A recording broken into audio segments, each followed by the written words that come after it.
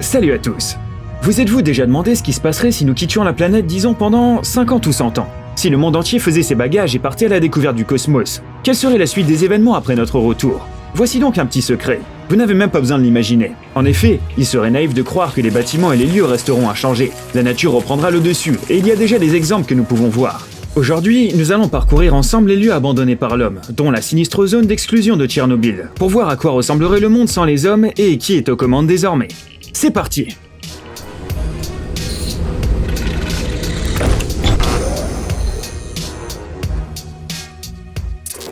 Les animaux de Tchernobyl. Tôt ou tard, la nature reconquiert tous les lieux abandonnés par l'homme, même ceux où la vie semblerait inexistante. Tu sais sans doute déjà de quoi il s'agit. Nous parlons de la zone d'exclusion, située à proximité de l'épicentre de la plus grande catastrophe nucléaire de l'histoire. À l'exception des forces de l'ordre, des agents spécialisés et de quelques dizaines de colons autonomes et de touristes occasionnels, il est presque impossible de rencontrer une personne ici. Tu as dû voir les images de rangées de maisons abandonnées, des écoles avec des bureaux à l'intérieur, des hôpitaux et des usines. Il se trouve que les animaux sauvages et autres animaux se plaisent parmi les épaves de la civilisation. Environ 70% des 30 km de la zone d'exclusion sont couverts de forêts. Et dès que leurs occupants se sont rendus compte que les gens avaient disparu, ils sont devenus les nouveaux maîtres des lieux. Imagine que tu te promènes dans Pripyat, que tu souhaites prendre des superbes photos et qu'une bande de loups gris vienne t'attaquer soudainement depuis la forêt. On peut également y voir des sangliers, des blaireaux et des ratons laveurs. Ce sont bien eux les maîtres de ces lieux. De plus, en 35 ans d'absence, leurs instincts ont repris le dessus, et ça même chez les animaux domestiques. Les chevaux courent dans la zone de Tchernobyl, comme s'il s'agissait d'une prairie tirée du roman de Fenimore Cooper. Et en janvier, un troupeau de vaches sauvages y a été repéré. Nous ne savons pas si leur lait est incandescent, mais elles ne ressemblent pas exactement au bétail auquel nous sommes habitués. Selon les scientifiques, les vaches découvertes près du village de Lubianka ressemblent davantage à leurs ancêtres, les aurochs. Leur troupeau est étonnamment bien organisé. Il est adapté au gel et elles travaillent toujours ensemble. Les veaux choisissent l'endroit le plus sûr parmi les adultes, qui protègent les jeunes. Même les petites créatures comme les insectes, les araignées et les champignons se sentent bien ici. Ces derniers, comme tu peux le voir, ne sont pas comestibles, et pas seulement parce que ce sont des amanites tue-mouches. En général, toute la flore et la faune locale semblent en bonne santé, mais les chercheurs pensent qu'il y a une possibilité de graves changements génétiques. Nous comprenons la question qui vous préoccupe actuellement. Y a-t-il des mutants à Tchernobyl? Eh bien, profitez du spectacle. Les eaux du bassin de refroidissement et du canal d'alimentation de la centrale nucléaire de Tchernobyl regorgent de ces gros poissons-chats. Inutile de dire qu'ils n'ont pas atteint une taille uniquement grâce à la nourriture que leur ont donnée les touristes. Beaucoup pensent que seules les plus petites espèces remontent à la surface, alors que les vrais géants se cachent au fond. Si vous décidez d'y aller, sachez que plus les années passent, plus vous aurez de chances de devenir la proie d'animaux sauvages que de souffrir des radiations. Une église enfouie.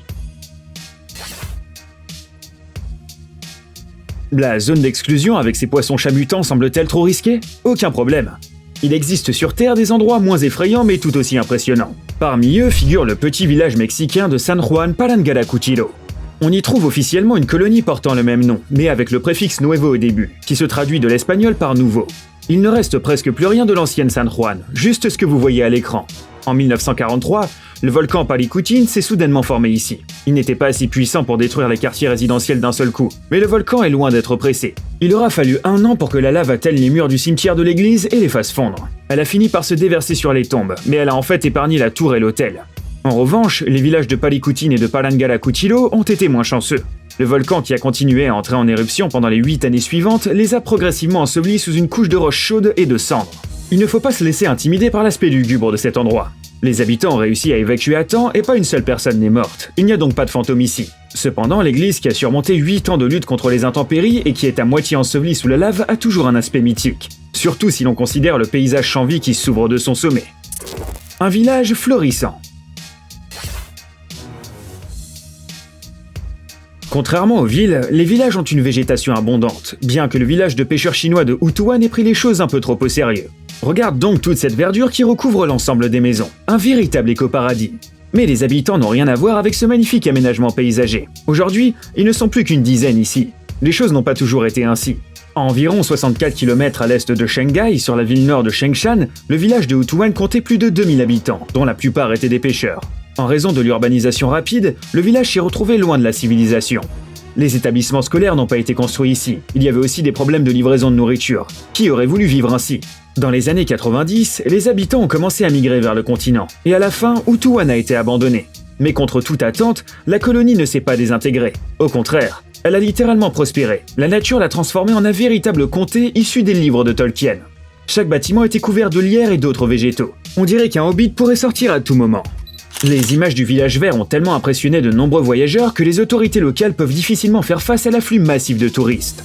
Ils ont dû leur interdire l'accès au bâtiment, bien que le mobilier d'origine ait été conservé à l'intérieur. L'extérieur est toujours plus beau et beaucoup plus sécurisé.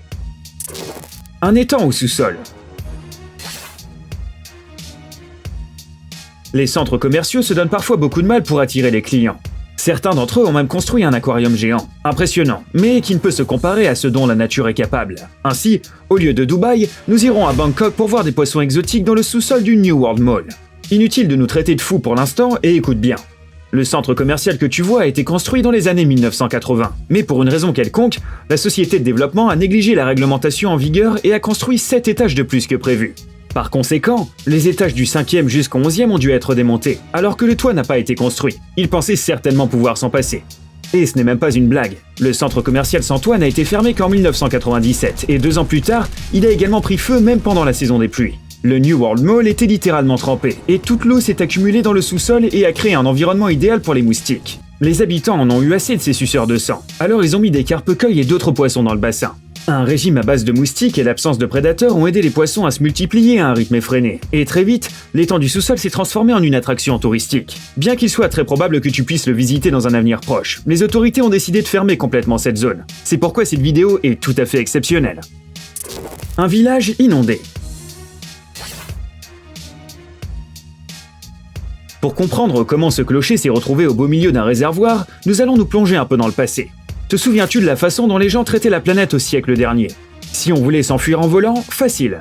Endiguer les rivières, c'est du gâteau. Il n'y a rien d'impossible et aucun prix n'est trop élevé. En URSS, les gens étaient du même avis. Ils n'ont donc pas hésité une seconde avant de saccager certains territoires pour construire la centrale hydroélectrique d'Uglitch. En créant un réservoir d'une profondeur moyenne de 5 mètres et d'une profondeur maximale de 23 mètres, la plupart des bâtiments et structures des environs ont été détruits, ou se sont retrouvés sous l'eau.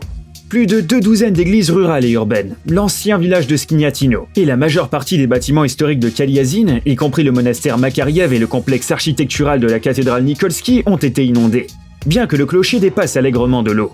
Et oui, tout le monde peut y entrer à l'intérieur. Les voyageurs préfèrent s'y rendre en bateau, mais on peut aussi s'y baigner. Aujourd'hui, le clocher a été renforcé par un remblai. Parfois, même des événements y sont célébrés. Si tu aimes les lieux touristiques insolites, rajoute Kaliazine à ta liste. L'île aux méchants.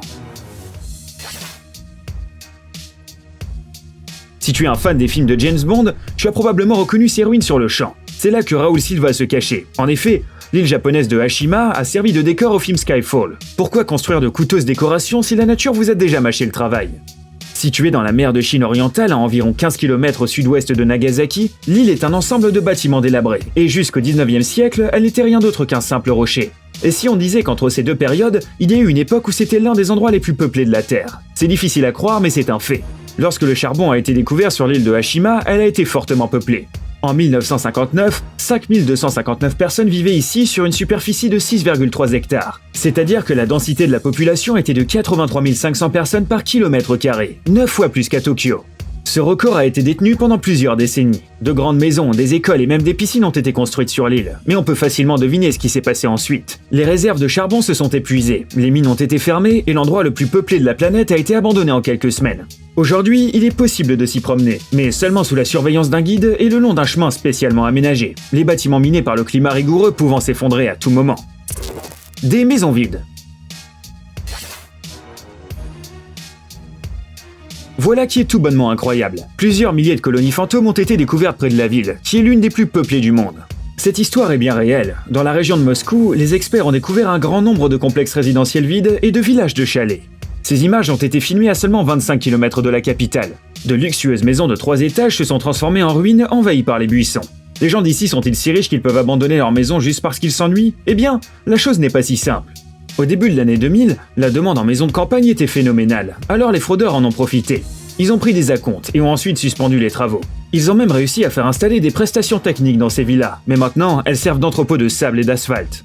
À 25 km d'ici se trouve un autre village fantôme de 20 maisons en briques, situé sur la rive du fleuve non loin de la station de ski. Et toi, t'aimerais vivre là? Les habitants ont déjà pratiquement dépouillé les maisons de leurs matériaux de construction. Mais si tu arrives à faire des rénovations et à régler les questions juridiques, alors sois le bienvenu. Une prison en bord de plage. T'as toujours voulu voir l'intérieur de Fort Boyard, mais y accéder est trop difficile et trop cher? Il y a une solution. On te propose une visite comparable, mais à un prix abordable. Au lieu d'une forteresse, tu auras l'occasion de visiter une ancienne prison. Mais au lieu de voir l'océan Atlantique, tu apercevras une carrière inondée, quoique tout aussi impressionnante. Et c'est aussi plus facile de se rendre sur place. L'endroit est situé dans un petit village du nord de l'Estonie. La carrière a longtemps été utilisée pour l'extraction du calcaire, et la main-d'œuvre principale était constituée des prisonniers de la prison de Roumu, qui a été construite à cet endroit. Pas mal comme vue pour une telle installation, non? Il est vrai qu'il n'y avait ni eau ni plage à l'époque de sa construction. Le 31 décembre 2012, la prison de Roumu et les autres prisons qui ont fusionné avec elle ont été fermées, puis les pompes qui évacuaient la nappe phréatique ont été arrêtées. Cependant, personne ne s'attendait à ce que la nature agisse aussi vite. En un instant, l'eau montante a inondé les bâtiments, une grande pelleteuse ainsi que d'autres équipements. C'est ainsi qu'est né ce musée sous-marin unique en son genre, qui est aujourd'hui un lieu de prédilection pour les plongeurs. Mais ce n'est pas un endroit pour les amateurs. On peut y tomber sur des fils barbelés ou des pics en acier trempé. Des dômes abandonnés. Il faut admettre que la nature peut parfois être extrêmement cruelle. Aussi beaux et innocents que soient vos projets, elle est capable de les détruire avec des involtures, tout comme dans cette histoire. Tu vois ces méduses effrayantes qui sortent de la mer? Elles étaient autrefois une maison chic sur la côte. Sans blague, en 1980, l'homme d'affaires Bob Lee et sa femme Margaret ont décidé de construire une maison inhabituelle composée de 6 modules en forme de dôme sur pilotis sur la côte du Cap Romano en Floride. L'impact des tempêtes et l'érosion constante ont forcé les maisons à glisser progressivement de la terre vers l'océan. En 2005, les malheureux propriétaires ont vendu à Monsieur Tosto pour 300 000 $ la maison qui s'était déplacée de quelques centaines de mètres de la côte. Le nouveau propriétaire espérait sincèrement récupérer les bâtiments. Comme vous pouvez le constater, cela n'a pas fonctionné. D'ailleurs, le prix des 4 dômes, dont 2 ont été détruits par l'ouragan Irma, est en baisse depuis 2009. À l'époque, il était de 200 000 $, mais en 2014, il est passé à 125 $. Peut-être que tu seras même payé si tu décides de les prendre maintenant. Un miracle africain. Peux-tu imaginer une usine de fabrication de glace située dans le désert africain, construite uniquement pour stocker des aliments coûteux et offrir de délicieuses limonades aux habitants? Eh bien, un tel endroit a bel et bien existé, et le voici devant tes yeux. Aujourd'hui, Kolmanskop en Namibie est une ville fantôme, mais il y a un siècle, c'était un véritable paradis. Tout a commencé avec un diamant trouvé par un ouvrier local en 1908. L'homme l'a montré à son patron, un inspecteur des chemins de fer allemand, et en 1912, 11,7% de la production mondiale totale de pierres précieuses avait été extraite dans cette région. Dire que la ville a prospéré serait un euphémisme. On y trouve des maisons de style allemand, un bowling et un casino, et même la première salle de radiographie de l'hémisphère sud ainsi que le premier tramway d'Afrique. On dit que toutes les bonnes choses ont une fin. C'est vrai aussi pour Kolmanskop. L'exploitation minière intensive a appauvri la région, les gens ont migré vers d'autres sites miniers et le désert a pris le dessus. Aujourd'hui, la ville ne fait plus le bonheur que des photographes. De gracieuses dunes se trouvent à l'intérieur des bâtiments parfaitement préservés en raison du climat aride. N'est-ce pas magnifique? Des maisons d'ovnis. Et pour finir, un endroit qui a l'air si bizarre qu'il faut absolument mentionner. Il s'agit des maisons dites Futuro et Vanto, conçues par l'architecte finlandais Matti Suronen, et situées dans la partie nord-est de Taipei, à Taïwan. Le projet des années 70-80, composé de capsules en plastique et de soucoupes volantes, n'a jamais été achevé. Bien que dans de nombreuses maisons, on trouve encore des traces de vie humaine, des pantoufles, de la vaisselle et même des épices, ce qui rend cet endroit vraiment unique et l'étonnante combinaison du futurisme et de primitivité. Une habitation en forme d'ovni recouverte de mousse et de rouille. Mais existe-t-il un autre endroit pareil sur Terre? Fini l'heure de paresser. Il est temps de booster ton cerveau.